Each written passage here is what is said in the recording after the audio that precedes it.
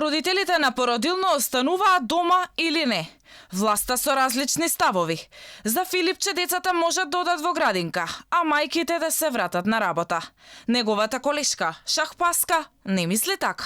Еве веќе можност да децата почнат да одат во градинка. Сметам дека таа препорака ќе ја смениме и дека ќе треба мајките да се вратат на работните места. Се уште нема никакви измени во мерките кои што ги препорача владата. Што значи, сите лица хронични болни, мајките кои што се на породилно боледување, мајките на децата од 0 до 6 години, се уште се под мерката за неодење на работа. Што значи тука нема никаква измена во тој дел. Збунетите родители бараат разумност од институциите. Замислете што ќе се случи доколку треба и ние што сме веќе на продолжено породилно да ги користиме тие мерки.